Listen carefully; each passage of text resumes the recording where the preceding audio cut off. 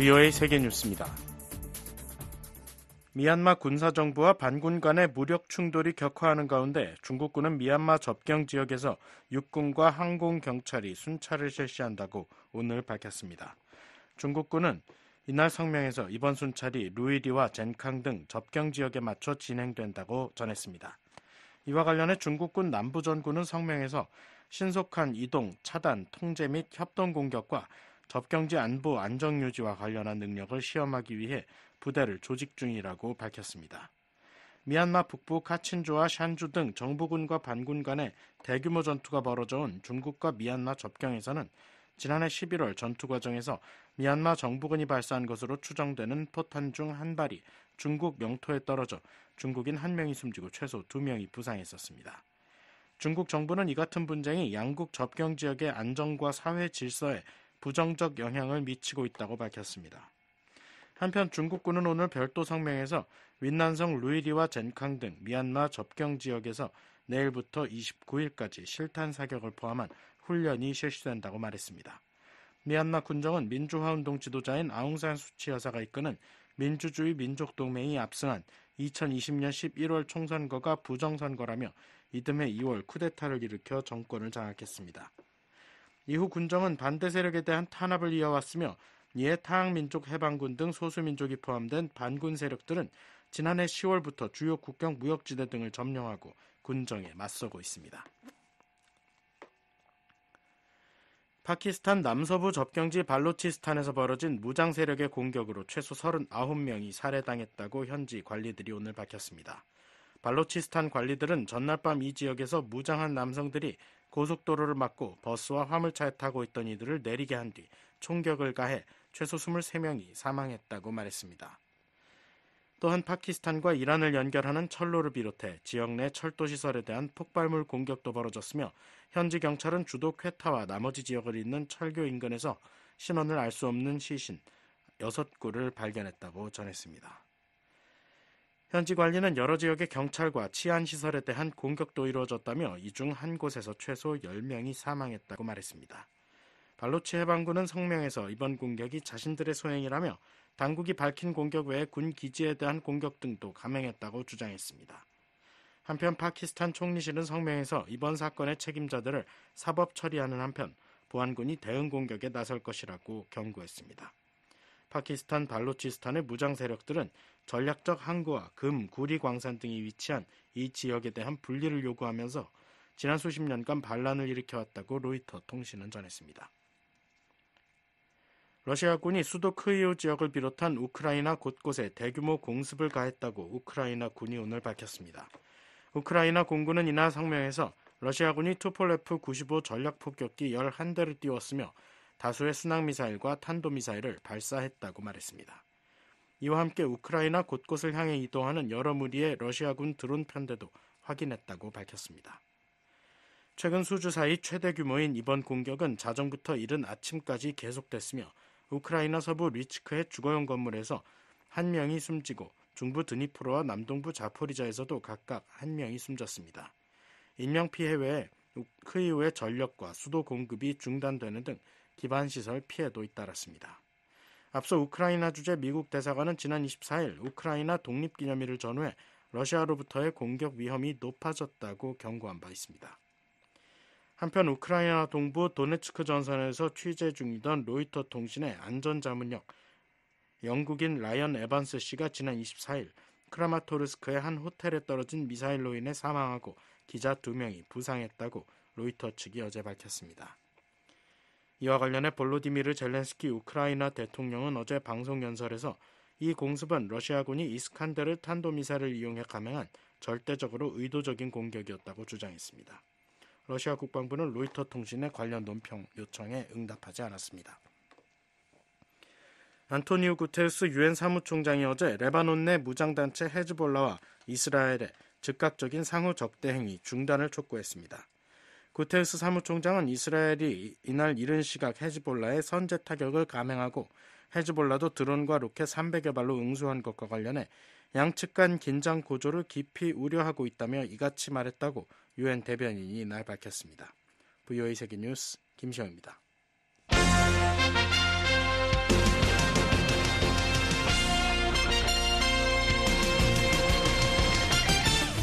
VOA News Today.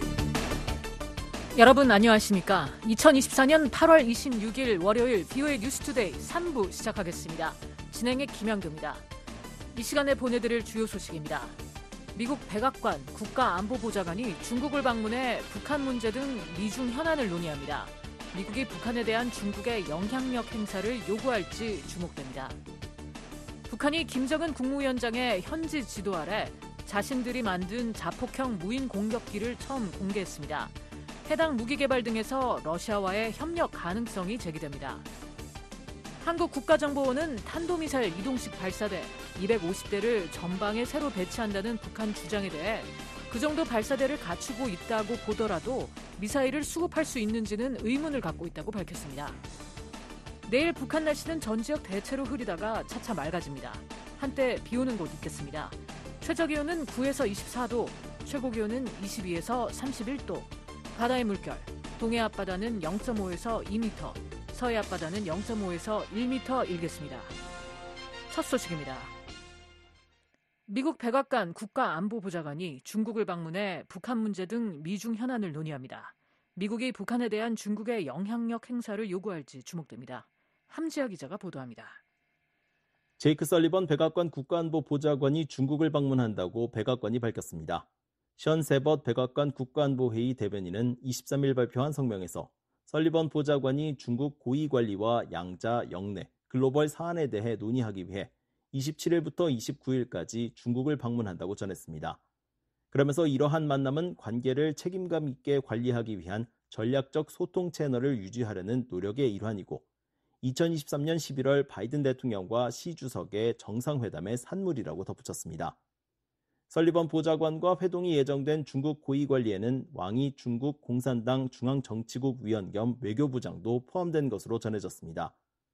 세벗 대변인은 설리번 보좌관의 이번 방문이 2023년 5월 오스트리아 빈과 2023년 9월 몰타, 2023년 10월 미국 워싱턴, 2024년 1월 태국 방콕에서 열린 왕이 부장과의 고위급 외교회담에 이은 것이라고 밝혔습니다. 따라서 양측은 약 7개월 만에 다시 만나게 된 것입니다. 한편 미국 정부 고위관리는 23일 설리번 보좌관의 방중 관련 전화 브리핑에서 양측이 북한 문제를 포함한 여러 현안을 논의한다고 밝혔습니다.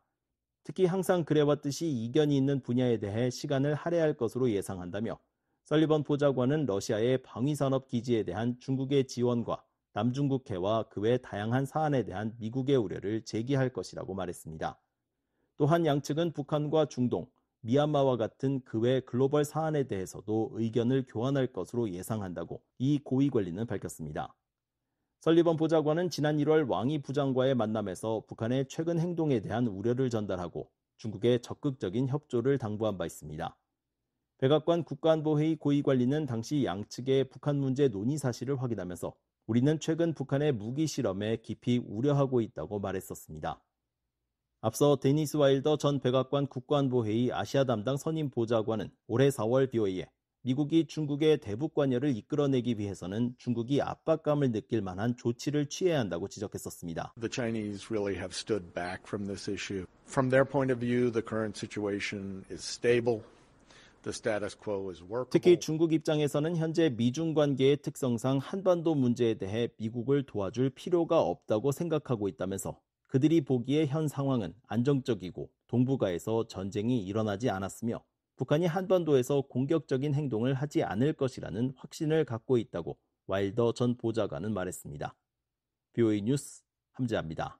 북한이 김정은 국무위원장의 현지 지도 아래 자신들이 만든 자폭형 무인 공격기를 처음 공개했습니다.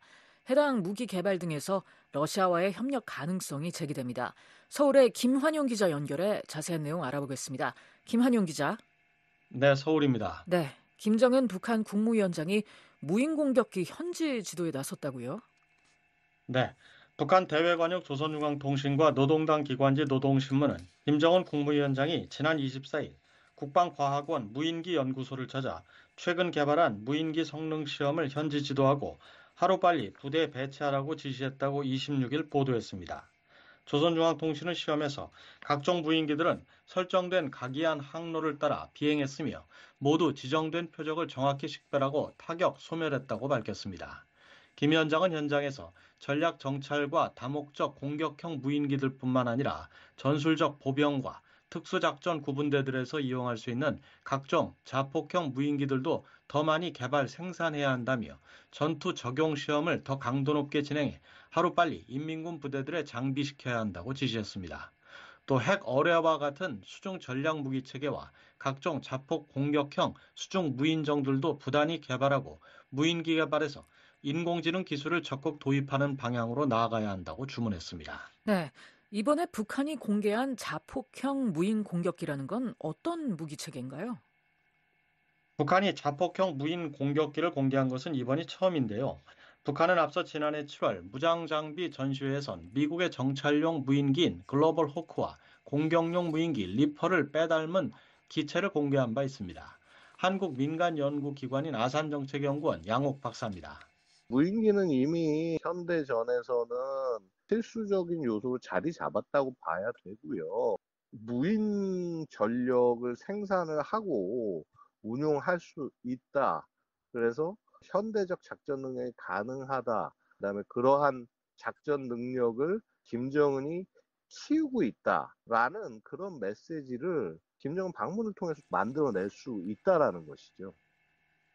북한 관영 매체들이 이번에 실은 사진엔 이스라엘제 하롭을 닮은 삼각 날개 모양의 무인기와 십자 날개가 달려 러시아제 란쳇 자폭 무인기와 유사한 기종 등 2개 형태의 무인기가 모습을 드러냈습니다. 북한 매체들은 또 백색 계열로 도색한 자폭형 무인 공격기 2종이 날아가 K2 전차 등으로 보이는 모의 표적에 수직으로 낙하해 타격, 폭발하는 사진도 실었습니다. 자폭형 무인기가 새로운 개념의 무기는 아니지만 최근 들어 러시아와 우크라이나 전쟁에서 탱크를 상대하는 무기로 무인기가 주목받으면서 중요성이 다시 부각되는 추세입니다. 그렇다면 자폭형 무인기가 갖고 있는 강점과 현대전에서 위협적일 수 있는 이유는 무엇일까요? 자폭형 무인기는 제작 비용이 저렴하면서도 다양한 표적에 은밀하게 접근할 수 있어 순항미사일 역할을 일부 대체할 수 있습니다. 특히 미사일은 원거리에서 발사하므로 표적이 움직이거나 은닉할 경우 대처가 까다롭지만 자폭형 무인기는 작전지역 공중에 떠서 배회하다가 표적이 식별되면 즉시 타격하는 방식도 가능합니다. 이와 함께 아직 자폭형 무인기에 대응할 만한 확실한 방어무기 체계가 없습니다. 자폭형 무인기는 소음이 적고 저공 비행이 가능해 레이더에도 잘 잡히지 않는다는 겁니다. 서울대 통일평화연구원 장용석 박사는 우크라이나 전쟁을 통해 무인기의 높은 가성비를 볼 수 있었다며 특히 북한에겐 국방 예산의 제약 속에서 아주 매력적인 무기체계라고 말했습니다. 고가 장비에 맞서는 저가 가성비 좋은 장비라는 의미에서 비대칭의 성격을 가지는 측면들이 있기 때문에 그런 의미에서 이제 북한도 재래식 전력의 열세를 극복하기 위한 특히 한국의 첨단 무기에 대응할 수 있는 아주 값싸고 실용적인 무기로서 주목할 수밖에 없는 거고. 김정은 위원장의 이번 행보, 미한 연합 을지 프리덤 실드 연습이 시작된 이후 첫 군사 행보가 아닙니까? 그런 측면에서 김 위원장의 행보에 담긴 메시지는 무엇일까요? 한국 정부 산하 국책연구기관인 통일연구원 홍민 박사는 북한이 지난 2021년 제8차 당 대회 그리고 작년 12월 당 중앙위 제8기 9차 전원회의에서 무인 항공공업부문 과업을 제시한 만큼 자신들의 일정에 따른 국방력 강화를 성과로서 과시한 측면이 있다고 말했습니다. 홍 박사는 이와 함께 김 위원장의 이번 행보가 야외 기동훈련이 본격화된 UFS 연합 연습에 대한 대응 메시지를 담고 있다고 분석했습니다. 이 기동훈련이 주로 이제 대대급 이상 다양한 부대들이 작전을 여러 단위로 펼치는 거거든요. 그래서 이제 이런 전투와 관련된 대응용으로 이 무인기는 엄청난 치명성을 갖고 있는 무기거든요. 지난 19일 시작한 UFS 연습은 26일부터 나흘간 진행되는 2부 훈련에서 연합 상륙작전 훈련인 쌍용훈련과 통합 화력훈련을 비롯해 지상과 해상, 공중 영역에서 실기동과 사격훈련 등 모두 48건의 야외 기동훈련이 실시됩니다. 미한은 또 북한의 대량 살상무기 대응에 중점을 둔 다양한 자산을 활용한 다영역 작전도 진행할 예정입니다. 네, 김 기자, 북한의 무인기 개발을 놓고 러시아와의 군사협력 차원에서도 분석이 나온다고요? 어떤 얘기입니까? 네, 그렇습니다. 전문가들은 이번에 북한이 공개한 무인기 중 하나가 러시아제 란쳇3 자폭 무인기와 매우 유사한 외형을 갖고 있다는 데 주목하고 있습니다. 지난해 9월 김 위원장의 러시아 방문 당시 러시아 측이 김 위원장에게 자폭 무인기 5대를 선물했다는 러시아 보도도 있었습니다. 이 때문에 러시아로부터 받은 무인기를 역설계해서 성능을 개량한 무인기로 이번에 시험했을 가능성도 제기되고 있습니다. 한국국방대학교 권용수 명예교수는 러시아는 이란과 무인기 공동 개발을 하고 있다며 북한도 무인기의 핵심 기술 중 취약한 센서 분야를 보완하는 데 러시아와 협력할 가능성이 있다고 말했습니다. 북한의 무인 무기체계, 미사일 무기체계 이런 거에 대한 기술은 상당한 수준이기 때문에 첨단 기술이 일부만 유출이 되고 일부만 건너가게 되면 상당한 수준의 무기체계 고도화로 발전할 수 있다라는 거죠. 홍민 박사는 란체3는 현재 러시아가 우크라이나와 전쟁에서 실제 사용하고 있는 무기체계라며 김정은 위원장의 현지 지도 방식을 빌어 장기전을 치르고 있는 러시아에 북한산 유사 무인기의 공급 가능성과 양국 간 연대 메시지를 발신한 것으로 볼 수 있다고 말했습니다. 서울에서 VOA 뉴스 김환영입니다. 한국국가정보원은 탄도미사일 이동식 발사대 250대를 전방에 새로 배치한다는 북한 주장에 대해 그 정도 발사대를 갖추고 있다고 보더라도 미사일을 수급할 수 있는지는 의문을 갖고 있다고 밝혔습니다. 국정원은 오늘 국회에서 열린 정보위 전체 회의에서 의원들의 질의에 이같이 답변했다고 정보위 여야 간사인 국민의힘 이성권, 더불어민주당 박선원 의원이 언론 브리핑에서 전했습니다. 앞서 북한 대외 관영 조선중앙통신은 발사대 250대가 국경 제1선 부대들에 인도되는 의식이 평양에서 열렸다고 지난 5일 보도했습니다. 해당 발사대는 신형 근거리 탄도미사일을 위한 것으로 한 대당 미사일 4개를 장착할 수 있는 것으로 파악됐습니다. 국정원은 북한은 러시아와 군사협력을 통해 러시아로 무기를 지원해 주는데 미사일이나 무기 생산 체계를 가동하고 있기에 그 정도 조달하기는 어렵지 않겠냐는 의문을 갖고 있다고 말했습니다.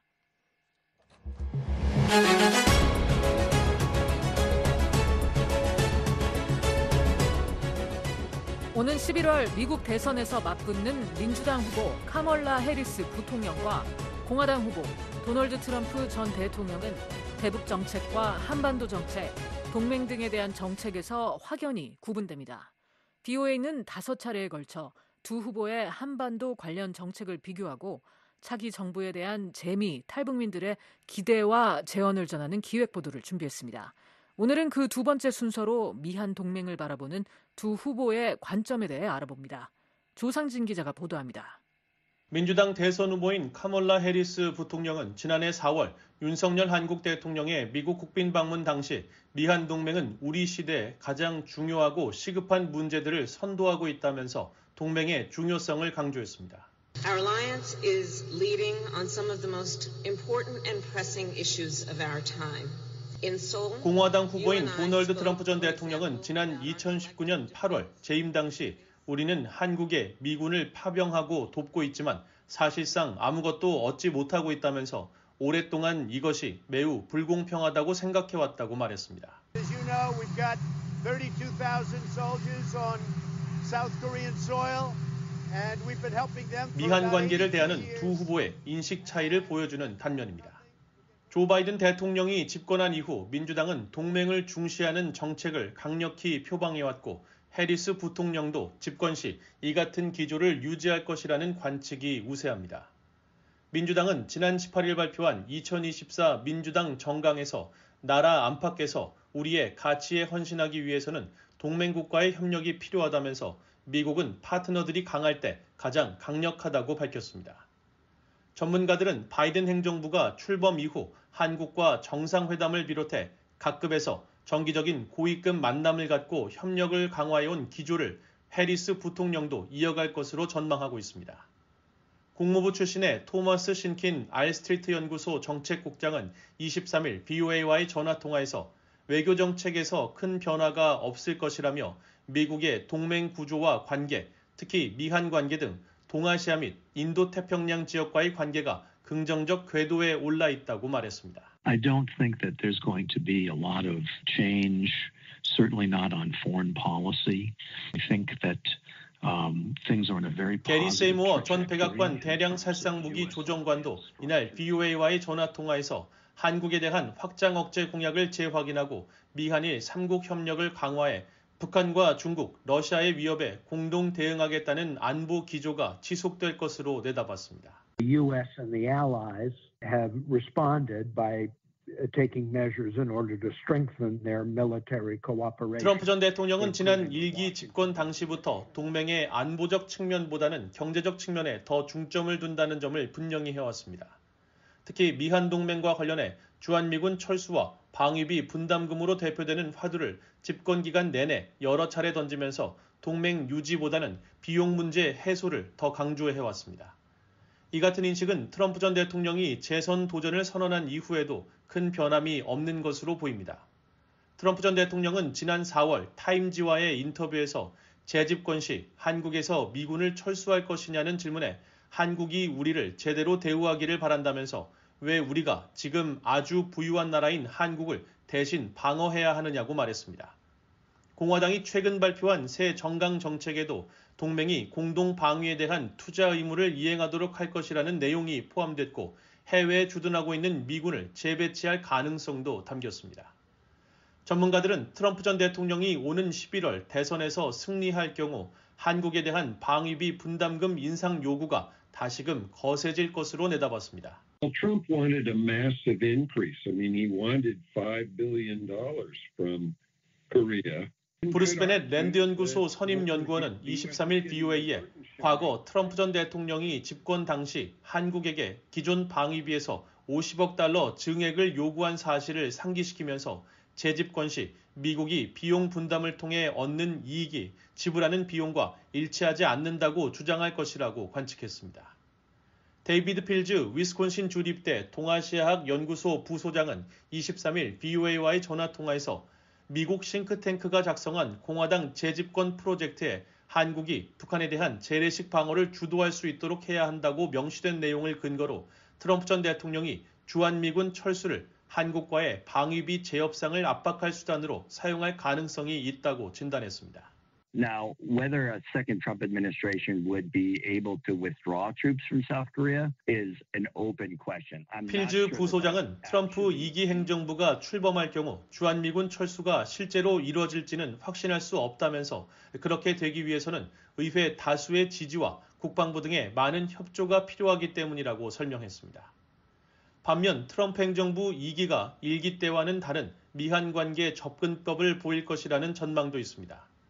트럼프 1기 행정부에서 백악관 국가안보회의 비서실장을 지낸 프레드 플라이츠 미국 우선주의 정책연구소 부소장은 최근 VOA 워싱턴톡 대담 프로그램에 출연해 트럼프 전 대통령이 집권할 경우 미국이 점증하는 중국과 북한의 위협에 맞서 한국, 일본과 협력하는 것이 얼마나 중요한지 인식하게 될 것이라고 말했습니다. 그러면서 트럼프 전 대통령은 바이든 행정부의 미한일 3국 협력을 바탕으로 억지력과 3국 관계를 더욱 강화하기 위해 노력할 것이라고 내다봤습니다. 한국 내 일각에서 최근 지속적인 화두로 떠오르고 있는 북핵 위협에 따른 한국의 자체 핵무장과 관련해 양측은 미묘한 입장 차이를 보이고 있습니다. 먼저 해리스 부통령이 직접 이 문제를 언급한 적은 없지만 바이든 행정부는 한국의 자체 핵무장에 명확한 반대 입장을 취해왔으며 한반도의 핵무기 확산을 막기 위해 한국과의 확장 억제 정책을 강화하는 데 중점을 둔다는 점을 분명히 해왔습니다. 앞서 커트 캠벨 국무부 부장관은 지난 6월 열린 미국 외교협회 대담에서 확장 억제력 강화를 위한 워싱턴 선언이 우리가 함께 해야 할 일을 제공했다고 생각한다며 이제 우리는 그저 워싱턴 선언의 구체적 조치를 이행하고자 하는 목적의식만 가지면 된다고 강조했었습니다. mechanisms that we've put in place between the United States and South Korea. 반면 트럼프 전 대통령은 지난 2016년 3월 대선을 앞두고 행한 연설과 언론 인터뷰를 통해 북한의 핵 위협에 대응하기 위해 한국과 일본이 독자적인 핵무기를 개발하는 것을 허용할 수 있음을 시사했습니다. 미국이 해외 주둔 비용을 더 이상 부담하지 않고 동맹국들이 스스로 방어할 수 있도록 하는 것이 미국의 이익에 부합할 수 있다는 것입니다. 트럼프 행정부에서 일했던 엘브리지 콜비 전 미국 국방부 전략전력개발 부차관보도 지난 4월 BOA 워싱턴톡 프로그램에 출연해 미국의 지정학적 이익과 동맹 이익 수호의 관점에서 한국의 자체 핵무장이나 전술핵 재배치 등 모든 가능성을 열어둬야 한다고 제언한 바 있습니다. So I think everything needs to be on the table. I don't personally advocate for nuclear proliferation, but I think we need 이에 to 대해 be 마이클 오웬넌 open 브루킹스 to 연구소 get the most 선임연구원은 important 최근 thing is BOA에 오는 11월 대선 이후 한반도 전술핵 재배치 문제가 재점화될 가능성이 있으며 특히 트럼프 전 대통령이 재집권할 경우 한국의 자체 핵무장을 단순히 미국 전술핵 재배치에 대한 대안이 아닌 주한미군 배치에 대한 대안 또는 안보 조약 유지에 대한 대안으로 볼 가능성이 있다고 전망했습니다. Trump might see South Korean nuclear weapons as an alternative to the alliance. Not just an alternative. 전문가들은 미한 관계를 바라보는 민주, 공화, 양당 모두 미국의 이익을 가장 중요하게 생각한다는 측면에서 같은 시각을 갖고 있다며 다만 방법론에서 차이를 보이는 것뿐이라고 평가합니다. 데이비드 필즈 부소장은 해리스 측은 그들이 동아시아의 동맹을 소중히 여기면 이를 통해 동맹들이 실제로 다방면에서 미국의 유무형에 도움이 된다고 믿는다고 말했습니다. And from what we can glean, potential Harris administration would be that they value U.S. alliances in East Asia. 반면 트럼프 측은 이러한 동맹을 미국에 대한 비용으로 보고 이를 근본적으로 바꾸길 원한다면서 미국이 실질적으로 동맹으로부터 이익을 얻고 이를 통해 비용 부담을 덜 수 있도록 하기 위해서라고 부연했습니다. 브루스 베넷 선임연구원은 한국의 방위비 분담금 증액이 필요하다는 것은 정도의 차이만 있을 뿐 민주, 공화 양당의 초당적인 요구라고 말했습니다. Did Trump get into that category early? Yes. Was he the only one who ever thought of that? Heavens no. 베넷 선임연구원은 그러면서 오는 11월 대선에서 누가 승리하더라도 한국 정부에 더 많은 부담을 요구하는 목소리가 강해질 것으로 전망했습니다. BOA 뉴스 조상진입니다. 캠프 데이비드 미한일 정상회의 개최 1주년을 맞아 미 하원 외교위원장이 삼국 협력에 견고한 토대가 마련됐다고 평가했습니다. 한국과 일본이 북한과 중국의 도전에 대처하기 위해 단결해 왔다는 점도 강조했습니다. 이종훈 기자입니다. 하원 외교위원장인 공화당의 마이클 맥콜 의원은 22일 한국과 일본이 과거사 문제에도 불구하고 협력의 길을 택한 점을 높이 평가했습니다. 맥콜 의원은 이날 캠프 데이빗 미한일 삼국정상회담 관련 VOA의 논평 요청에 미국, 일본, 한국의 삼국협력은 굳건하다며 역사적 이견을 제쳐두고 일본과 한국은 악의적인 중국과 점점 더 도발적인 북한이라는 공동의 영내 도전에 대처하기 위해 단결해왔다고 평가했습니다. 그러면서 미국과 일본이 선거를 앞둔 가운데 삼국협력의 이런 견고한 토대는 강력하고 지속적인 협력의 미래를 약속한다고 평가했습니다. 하원 외교위 인도태평양 담당 소위원장인 영킴 의원도 이날 VOA에 지난해 캠프 데이빗에서 열린 삼국정상회의는 관계를 강화하고 영내 침략 억제에 대한 공동의 초점을 보여준 역사적인 행보였다고 밝혔습니다. 이어 일본, 한국과의 삼국 파트너십은 힘을 투사하고 인도태평양을 자유롭고 개방적으로 유지하는 데 필수적이라며 인도태평양 담당 소위원장으로서 우리 파트너와 동맹국을 지원하고 힘을 통한 평화를 증진하기 위해 계속 노력할 것이라고 덧붙였습니다. 하원 외교위 인도태평양 담당 소위 민주당 간사인 아미베라 의원도 미한일 삼국협력 지속의 중요성을 강조했습니다. 베라 의원은 VOA에 미국, 한국, 일본 간의 협력은 그 어느 때보다 강력하다며 우리가 함께 이룬 진전은 함께 공유하는 가치의 힘과 조 바이든 대통령, 윤석열 한국 대통령, 기시다 후미오 일본 총리의 지도력을 보여주는 증거라고 말했습니다. 그러면서 바이든 대통령과 기시다 총리가 물러나더라도 후임자들이 이 중요한 파트너십을 계속 우선순위에 두는 것이 중요하다고 강조했습니다. 베라 의원은 또 우리가 발전시켜온 전략적 삼국 관계는 공동 안보와 경제적 이익에 필수 불가결하다며 복잡한 글로벌 도전으로 인해 점점 더 복잡해지는 세계에서 자유롭고 개방적인 인도태평양을 향한 우리 공동의 약속은 가장 큰 자산 중 하나라고 밝혔습니다. 이어 미래의 행정부가 우리가 구축해온 강력한 토대를 우선시하고 발전시켜야 한다고 굳게 믿는다며 인도태평양 담당 소위원회 간사로서 이 파트너십이 앞으로도 평화와 번영의 초석으로 남을 수 있도록 동맹국인 한국과 일본을 지원하고 관여할 준비가 돼 있다고 밝혔습니다.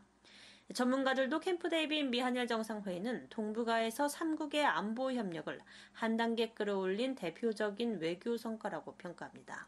The summit certainly solidified the allied relationship between the United States and the Republic of Korea and the government of Japan. 조셉 디트라니 전 북핵 6자회담 미국 차석 대표는 20일 VOA의 전화통화에서 3국 정상회의는 확실히 미한일 정부 간의 동맹관계를 공고히 했다면서 미국의 동맹인 한국과 일본에 대한 미국의 확장 억제 공약을 강화했으며 이 성과는 매우 심오하다고 말했습니다.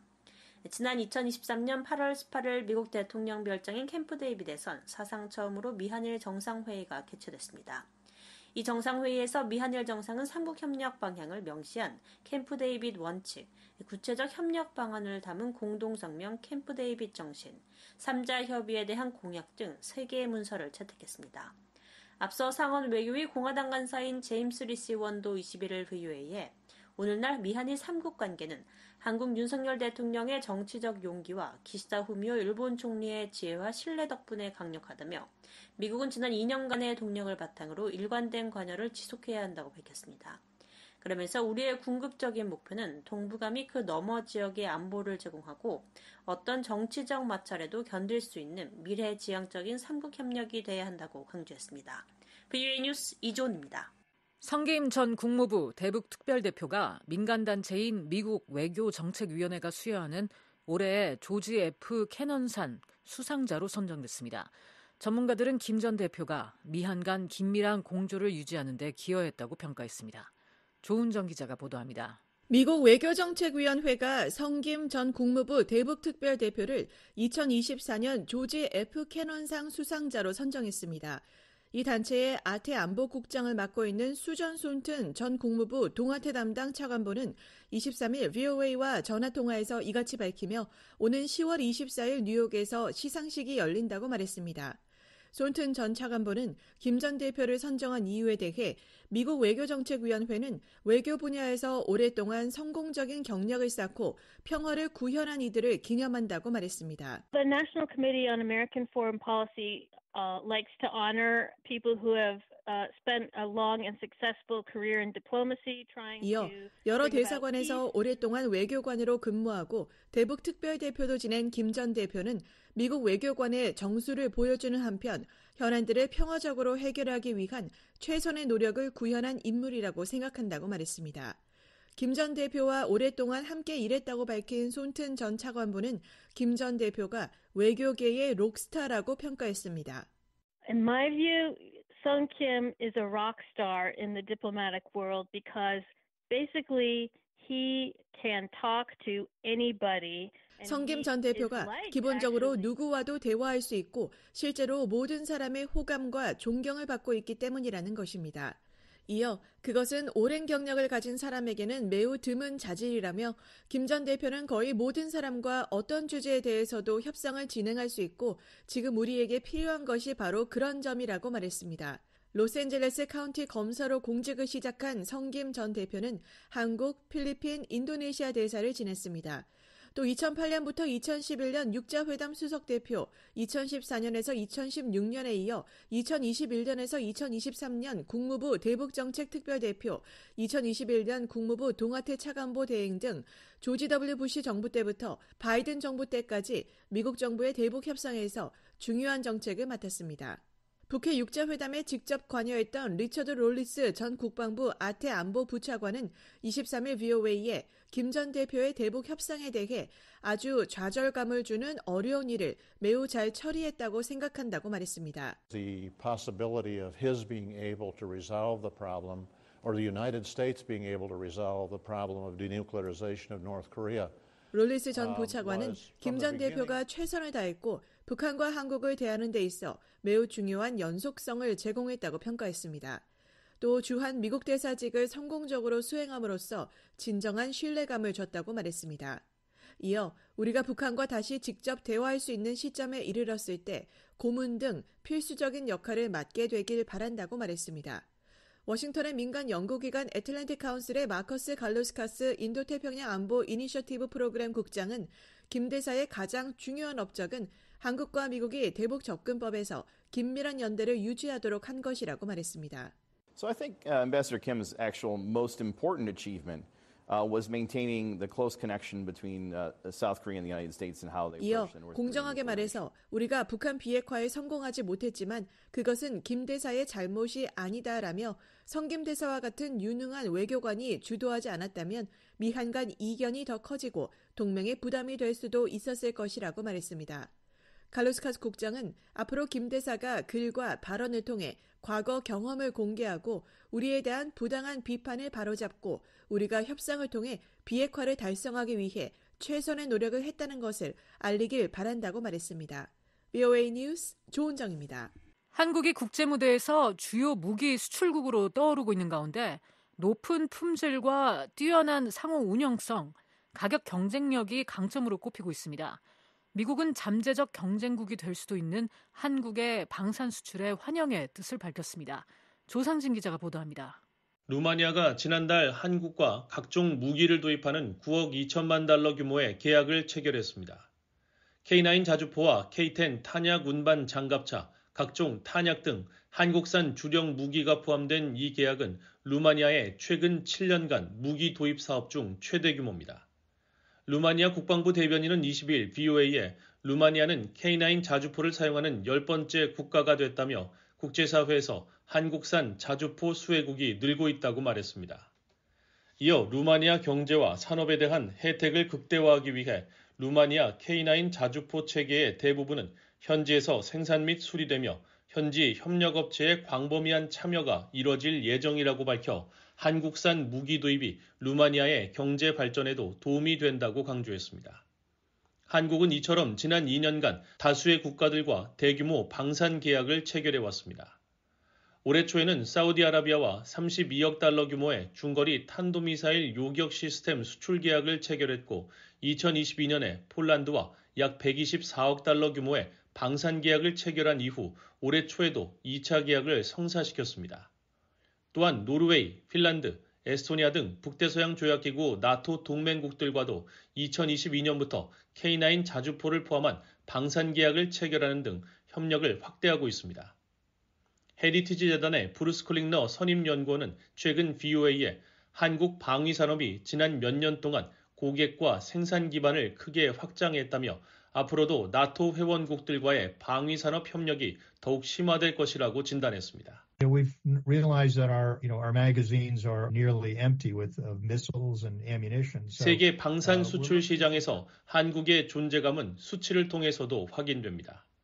스톡홀름 국제평화연구소 시프리의 지난해 보고서에 따르면 한국은 전 세계 10위의 방산 수출 국가로 나타났습니다. 한국은 2013년부터 2017년까지 전 세계 방산 수입의 1.3%에 불과했는데 이 비중이 2018년부터 2022년 사이 2.4%로 상승했습니다. 특히 해당 기간 동안 한국의 무기 수출은 74%, 수출액은 177% 증가했는데 이는 세계 상위 25개 무기 수출국 가운데 가장 빠른 증가세입니다. 또 한국의 방위산업 수출액도 최근 10년간 연간 2~30억 달러에 머물다가 2021년 73억 달러로 증가했고 2022년에는 173억 달러로 크게 늘었습니다. 전 미국 태평양 사령부 부사령관을 지낸 댄 리프 페이스-1 전무이사는 20일 VOA와의 화상통화에서 뛰어난 품질과 상호 운용성, 가격 경쟁력을 갖춘 한국산 무기가 러시아의 우크라이나 침공 국면에서 무기 수급에 어려움을 겪고 있는 나토 동맹국들에게 훌륭한 대안으로 떠올랐다고 평가했습니다. Clearly, the war against Ukraine by Russia has spurred a market that I find regrettable. Well, I think 이 같은 평가는 한국과 무기 계약을 체결한 나토 회원국들에서도 확인할 수 있습니다. 폴란드 국방부도 이날 VOA에 한국과의 방산협력 이점을 강조하면서 폴란드군이 핵심 역량과 잠재력을 더욱 향상시킬 수 있으며 산업협력 측면에서도 생산 분야에서 역량을 더 잘 활용하고 통합할 수 있게 한다고 밝혔습니다. 에스토니아 국방부 대변인도 22일 VOA에 K9 자주포 등 한국산 무기를 도입한 것은 에스토니아 기후와 지형에 잘 맞는 뛰어난 성능과 정확도 그리고 뛰어난 가격 경쟁력과 짧은 납품 기간 등이 중요하게 작용했다고 밝혔습니다. 그러면서 에스토니아와 한국은 모두 상대적으로 작은 국가로 공격적이고 적대적인 이웃 국가들과 인접해 있어 국방의 중요성과 국방협력의 중요성에 대해 상호 이해하고 있다며 양국의 국방협력은 과거에도 현재도 강력하다고 강조했습니다. 오스카 피에트레비치 폴란드 국제문제연구소 아시아태평양 선임연구원은 22일 BOA에 폴란드를 비롯한 많은 영내 국가들이 러시아 침공 초기 우크라이나에 상당한 규모의 군사장비를 제공했다면서 이로 인해 발생한 공백을 시급히 메워야 하는 상황에서 한국산 무기가 큰 도움이 됐다고 평가했습니다. 특히 한국산 무기의 강점으로 단기간에 납품을 이행할 수 있는 역량을 꼽으면서 이는 급변하는 영내 안보 환경에서 최대한 신속하게 무기를 납품할 수 있는 능력을 중요시하는 중앙 및 동유럽 국가들에게 특히 중요하다고 설명했습니다. 아울러 경제적 측면에서도 한국 관련 당국이 대출과 무기 관련 교육 서비스를 제공하고 파트너의 산업협력 제안을 통해 한국의 책임 아래 유럽 국가들이 해당 장비를 제조 및 수리, 개조할 수 있도록 하는 것도 높은 점수를 받고 있다고 분석했습니다. 이 같은 한국의 방산 수출 확대 추세에 미국 정부도 환영과 지지 입장을 밝혔습니다. 국무부 대변인은 20일 BOA의 관련 논평 요청에 미국은 유럽, 대서양 지역의 안보와 평화, 번영을 증진하려는 우리의 공동이익을 뒷받침하는 한국과 나토 간 파트너십 심화를 환영한다고 밝혔습니다. 그러면서 미국의 이익과 가치를 공유하고 책임감 있게 사용하기로 약속한 긴밀한 파트너 간의 무기 이전을 촉진하는 것은 미국의 외교 정책과 국가 안보 목표를 발전시키는 것이라고 강조했습니다. 국무부는 또 미국이 방산 수출 분야에서 한국을 잠재적 경쟁국이 아닌 우호적 상호 협력국으로 바라보고 있음을 분명히 했습니다. 국무부 대변인은 우크라이나의 군수품 수요와 유럽 전역의 나토 동맹국 및 파트너들의 비축량 감소, 전 세계 다른 파트너의 요구로 인해 미국산 방산품에 대한 수요는 높으며 이로 인해 주요 동맹 및 파트너들에 대한 배송 일정도 길어지고 있다고 말했습니다. 그러면서 이러한 미충족 수요를 맞추기 위해서는 공동 생산 능력을 늘리는 것이 중요하며 효율성을 높이고 글로벌 생산을 확대하며 낮은 비용으로 생산 품질을 유지할 수 있는 창의적 방법을 찾기 위해 한국을 포함한 유럽연합, 북대서양 조약기구 및 기타 글로벌 파트너와 긴밀히 협력하고 있다고 강조했습니다. 댄 리프 전 미국 태평양 사령부 부사령관은 한국의 방산 분야 참여가 장기적으로 확대되고 있다면서 우크라이나 전장 상황과 관계없이 한국의 방산 수출이 계속 탄력을 받을 것으로 전망했습니다. I think it's a long-term broadening of South Korea's defense engagement, as I just discussed earlier. 러시아와 우크라이나 전쟁이 끝나더라도 국제적 분쟁은 계속될 것이며 국방력 강화의 중요성이 계속 대두되는 한 한국이 방산 분야에 기여할 여지는 계속 남아있다는 것입니다. 특히 한국이 제공하는 첨단 방위산업 기술은 가격 경쟁력에만 있는 것이 아니라 신뢰할 수 있는 군사 시스템에 있다고 강조하면서 미국과 나토, 다른 동맹국과의 관계 발전에 따라 한국의 방위산업도 상호 운용성과 높은 품질을 제공하는 한 지속적으로 발전할 것이라고 내다봤습니다. 리프 전 부사령관은 특히 미국의 관점에서도 한국과 같은 동맹이 방위 생산 능력을 강화하는 것은 장기적으로 볼 때 이익이 될 것이라면서 이것이 바로 미국이 방산 분야에서 잠재적 경쟁국이 될 수 있는 한국의 참여 확대를 반기는 이유라고 설명했습니다. Yes. Especially when it's done in a collaborative way where, we're all seeking the same goal, and that is in a free and open Indo-Pacific. 리프 전 부사령관은 한국의 방산 수출 확대가 북한의 위협을 넘어 세계 문제와 국제 안보에 대한 한국의 참여가 긍정적 방향으로 확산된다는 점을 높이 평가했습니다. 이를 통해 북한뿐만 아니라 다른 국제 행위자들에 대한 억지력을 제공하는 데 한국이 중요한 한 축을 담당할 수 있다고 리프 전 부사령관은 말했습니다. VOA 뉴스 조상진입니다.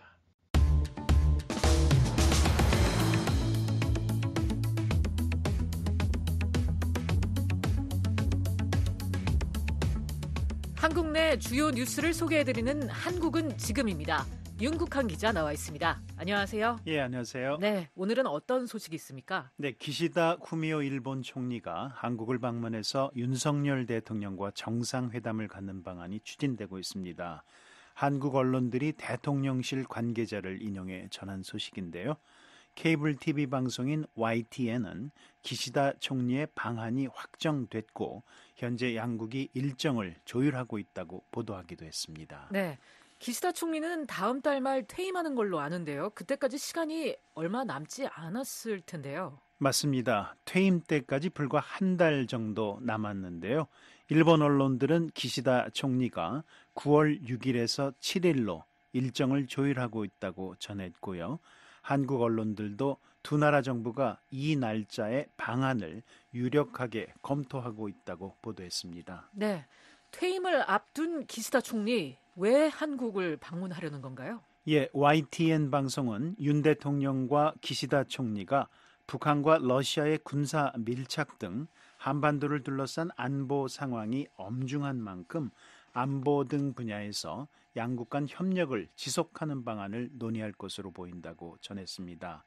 아울러 그동안 두 정상이 힘써온 한일 관계 개선 과정을 점검하고 내년 한일 국교 정상화 60주년을 앞두고 상호 협력의 틀을 더욱 공고히 하는 방안에 대해서도 의견을 나눌 전망이라고 보도했습니다. 네, 윤 대통령과 기시다 총리는 한일 정상으로서 역대 어느 지도자보다 많이 만났지요? 예, 그렇습니다. 이번에 성사되면 12번째 만남이 되는데요. 50여일 전 북대서양조약기구 나토 정상회의가 열린 미국 워싱턴에서 만난 게 11번째였습니다. 네. 특히 두 정상의 만남은 잦은 횟수뿐 아니라 내용 면에서도 큰 의미가 있다는 평가인데요. 윤 대통령과 기시다 총리는 일제강점기 일본에 의한 조선인 강제 동원 피해자 배상 문제 등으로 오랫동안 이어져온 갈등을 해결하고 극적인 관계 개선을 이뤘습니다. 이어 미국을 포함한 미한일 3국 간 군사안보 협력을 사실상 동맹 수준으로 끌어올렸습니다. 네, 두 정상이 10번 넘게 만났으니 개인적으로도 상당한 친분을 쌓았겠네요. 예, 맞습니다. 윤 대통령은 한국 대통령으로는 12년 만에 처음으로 지난해 일본을 방문했는데요. 이때 기시다 총리와 한국 소주와 일본 맥주를 섞은 화합주를 마시며 친분을 다졌습니다. 두 정상의 만남을 계기로 현안이었던 한일 군사정보보호협정이 정상화됐고요. 한국에 대한 일본의 수출 규제도 해제됐습니다. 특히 한일 정상이 상대국을 오가며 만나는 셔틀 외교가 복원됐습니다. 네, 하지만 기시다 총리가 관계 개선을 위한 한국 정부의 노력에 화답하지 않았다는 지적도 있죠. 예, 한국 언론들은 기시다 총리가 한국 정부의 강제 동원 해법 발표에도 불구하고 성의 있는 호응으로 화답하지 않았다고 보도했습니다. 일본은 최근 사도광산 세계문화유산 등재 과정에서도 조선인들이 강제 동원된 사실을 끝내 인정하지 않았습니다. 그렇군요. 윤 대통령과 기시다 총리가 9월 초에 만나면 그건 두 정상 간 마지막이 되겠군요. 예, 그렇습니다. 미국 정부 당국자는 연내 미한일 세 나라 정상회담을 추진할 것으로 밝힌 바 있는데요. 기시다 총리가 한 달 뒤 퇴임하는 것을 감안하면 성사되더라도 일본은 기시다 총리의 후임자가 참석할 가능성이 커 보입니다. 네, 다음 소식으로 가보겠습니다. 예, 한국에서 60세 이상 고령층 취업자 수가 사상 최대치를 기록했다는 소식입니다.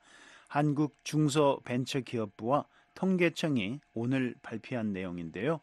올 1월에서 7월까지 60세 이상 취업자는 월 평균 640만 명으로 전체 취업자의 22%를 차지했습니다. 이 같은 비율은 사상 최대치이자 40년 전인 1984년 5%에 불과했던 60세 이상 고령층 취업자 비율의 4배입니다. 네, 평균 수명이 늘면서 나이 들어서까지 경제활동에 나서야 하는 데 따른 현상일 것 같은데요. 고령층 취업자들은 주로 어떤 분야에서 일하나요? 예, 직종은 보건업이나 사회복지 서비스업, 시설관리 및 사업지원 서비스업인데요. 구체적으로는 건물 청소, 아파트 경비, 음식점 종업원, 전단 배부 등 임시직이나 일용직, 단순 노무직이 대부분을 차지한다고 합니다. 일자리 안정성도 상당히 취약한 것으로 조사됐습니다. 네, 60세 이상 취업자는 다른 연령층과 비교할 때 어느 정도 규모인가요? 예, 가장 많은 취업 연령층은 50대로 670만 명에 달했고요. 그 다음이 60대입니다.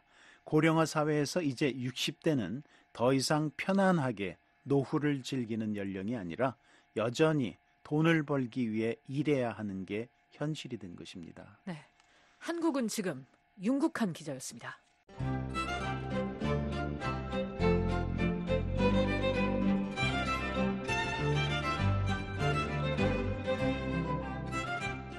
VOA 뉴스투데이 북한 날씨 알아봅니다.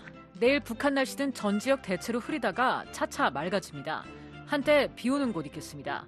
최저기온은 9에서 24도, 최고기온은 22에서 31도 되겠습니다. 바다의 물결, 동해 앞바다 0.5에서 2m, 서해 앞바다 0.5에서 1m 일겠습니다. 이어서 지역별 날씨입니다. 평안남도 오전에 대체로 구름 많고 한때 소나기 오다가 오후에 맑아지겠습니다. 평양은 최저 22도에서 최고 31도, 안주는 하루 종일 맑겠습니다. 최저 21도에서 최고 30도 되겠습니다.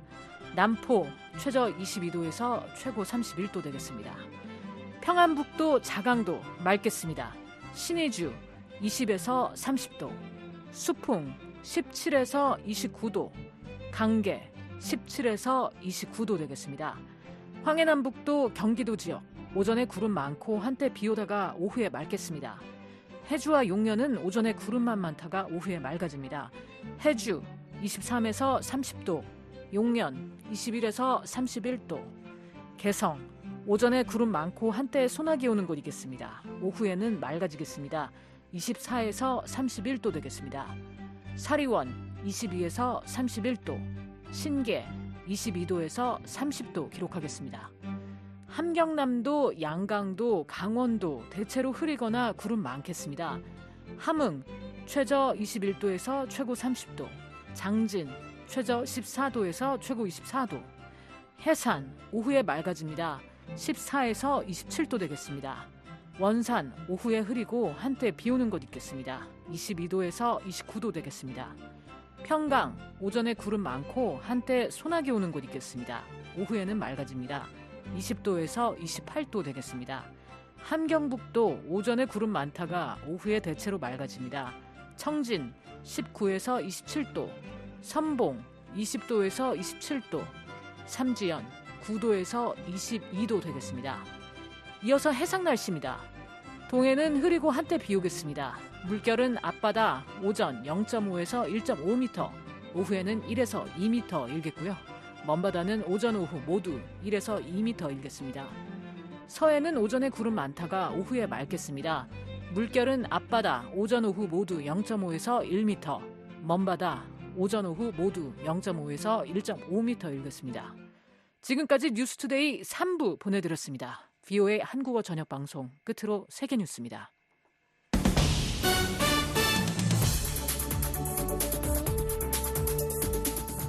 VOA 세계뉴스입니다. 중국 군용기가 일본 영공을 침범했다고 일본 자위대와 언론들이 26일 밝혔습니다. 일본 자위대 통합막로간부는 현지 시각으로 이날 오전 11시 29분부터 약 2분간 중국군 윈9 정찰기 한 대가 규슈 남부 나가사키현 단조군도 근해 영공을 침범한 것을 확인했다고 밝혔습니다. 이에 항공자위대 전투기를 긴급 발진시켜 이 군용기가 영공 밖으로 나갈 것을 경고하는 등 대응에 나섰다고 덧붙였습니다. NHK 방송 등 일본 언론들은 이번 사건이 중국군 항공기가 일본 영공을 침범한 첫 사례라고 보도했습니다. 일본 방위성은 외교 경로를 통해 중국 정부에 강한 항의의 뜻을 전달했다고 밝혔습니다. 오카노 마사타카 외무성 부상도 이날 일본 주재 중국 대사관 대사대리를 조치해 항의하는 한편 재발 방지를 강력히 요구했습니다. 이와 관련해 중국 외교부는 즉각적인 논평을 하지 않았다고 로이터 통신은 전했습니다. 일본과 중국은 동중국해내 센카쿠 열도를 놓고 영유권 갈등을 빚고 있으며 단조군도는 나가사키현 남단 동중국해상에 위치해 있습니다. 미얀마 군사정부와 반군 간의 무력 충돌이 격화하는 가운데 중국군은 미얀마 접경 지역에서 육군과 항공경찰이 순찰을 실시한다고 밝혔습니다. 중국군은 이번 순찰이 루이디와 젠캉 등 접경 지역에 맞춰 진행된다고 전했습니다. 이와 관련해 중국군 남부전군은 성명에서 신속한 이동, 차단, 통제 및 협동 공격과 접경지 안보 안정유지와 관련된 능력을 시험하기 위해 부대를 조직 중이라고 밝혔습니다. 미얀마 북부 카친주와 샨주 등 정부군과 반군 간의 대규모 전투가 벌어져 온 중국과 미얀마 접경 지역에서는 지난해 11월 전투 과정에서 미얀마 정부군이 발사한 것으로 추정되는 포탄 중 한 발이 중국 영토에 떨어져 중국인 1명이 숨지고 최소 2명이 부상했었습니다. 중국 정부는 이 같은 분쟁이 양국 접경 지역의 안정과 사회 질서에 부정적 영향을 미치고 있다고 밝혔습니다. 한편 중국군은 오늘 별도 성명에서 윈난성 루이디와 젠캉 등 미얀마 접경 지역에서 내일부터 29일까지 실탄 사격을 포함한 훈련이 실시된다고 전했습니다. 미얀마 군정은 민주화 운동 지도자인 아웅산 수치 여사가 이끄는 민주주의 민족동맹이 압승했던 2020년 11월 총선이 부정선거라면서 이듬해 2월 쿠데타를 일으켜 정권을 장악했습니다. 이후 군정은 반대 세력에 대한 탄압을 이어왔으며 이에 타항민족해방군 등 소수민족이 포함된 반군 세력들은 지난해 10월부터 주요 국경 무역지대 등을 점령하고 군정에 맞서고 있습니다. 중국과 필리핀 정부는 어제 남중국해에서 양국 선박들이 또다시 마찰을 빚은 데 대해 오늘 서로를 비난했습니다. 필리핀 국가해양위원회는 오늘 성명에서 중국이 사비나암초 인근 해역에서 전날 필리핀 어부들에게 제보급 임무를 수행하는 관공선을 막아서고 돌진했으며 물대포를 발사했다고 주장했습니다. 그러면서 이 같은 행위는 영내 상황을 완화하고 대화와 협의에 유리한 환경을 조성하겠다던 중국의 약속에 의문을 제기한다고 말했습니다. 이에 대해 린젠 중국 외교부 대변인은 정례 브리핑에서 셴빈자오가 중국 난사군도의 일부임을 다시 한번 강조한다면서 이들 선박이 중국의 단호한 반대와 거듭된 만류에도 이 해역에 난입했다고 주장했습니다. 린 대변인은 이번 충돌의 책임은 전적으로 필리핀 측에 있다면서 관련 선박의 즉각적인 철수를 촉구하는 한편 향후 이 같은 조치를 계속할 것이라고 밝혔습니다. 한편 중국 해경은 오늘 성명에서 사비나암초 인근 해역에 필리핀 선박 2척이 불법 침입해 이를 퇴거했다고 주장했습니다. 중국 해경은 이 해역에 불법 침입한 이들 선박들을 합법적인 통제 조치를 통해 조치를 취했다고 밝혔습니다. 양국의 이번 마찰은 최근 두 나라가 남중국해 해양 분쟁을 공동 관리하고 긴장 고조를 완화하기 위한 임시 합의에 도달했다고 밝힌 지 한 달여 만에 발생했습니다. 파키스탄 남서부 접경지 발로치스탄에서 벌어진 무장 세력의 공격으로 최소 39명이 살해당했다고 현지 관리들이 오늘 밝혔습니다. 발로치스탄 관리들은 전날 밤 이 지역에서 무장한 남성들이 고속도로를 막고 버스와 화물차에 타고 있던 이들을 내리게 한 뒤 총격을 가해 최소 23명이 사망했다고 전했습니다. 또한 파키스탄과 이란을 연결하는 철로를 비롯해 지역 내 철도 시설에 대한 폭발물 공격도 이어졌으며 현지 경찰은 주도 퀘타와 나머지 지역을 잇는 철교 인근에서 신원을 알 수 없는 시신 6구를 발견했다고 전했습니다. 현지 관리는 여러 지역의 경찰과 치안 시설에 대한 공격도 이루어졌다며 이 중 한 곳에서 최소 10명이 사망했다고 말했습니다. 발로치 해방군은 성명에서 이번 공격이 자신들의 소행이라면서 당국이 밝힌 공격 외에 군 기지에 대한 공격 등도 감행했다고 주장했습니다. 한편 파키스탄 총리실은 연설에서 이번 사건의 책임자들을 사법 처리하는 한편 보안군이 대응 공격에 나설 것이라고 경고했습니다. VOA 세계뉴스 김시영입니다. 지금까지 여러분께서는 VOA 저녁 방송을 들으셨습니다. VOA 저녁 방송은 저녁 8시부터 자정까지 4시간 동안 중파 1188kHz를 통해 들으실 수 있습니다. 또 밤 9시부터 10시까지는 단파 9350, 9490, 12080kHz로 밤 10시부터 11시까지는 단파 9350, 12045, 12080kHz로 또 밤 11시부터 12시까지는 단파 9405, 12045, 12080kHz로 청취 가능합니다. 매일 새벽 2시부터 3시까지 1시간 동안은 중파 1566kHz로 또 매일 새벽 4시부터 6시까지 2시간 동안은 단파 5875, 7365, 7,465kHz로 들으실 수 있습니다. 함께해 주신 여러분 고맙습니다. 다음 방송 시간까지 안녕히 계십시오.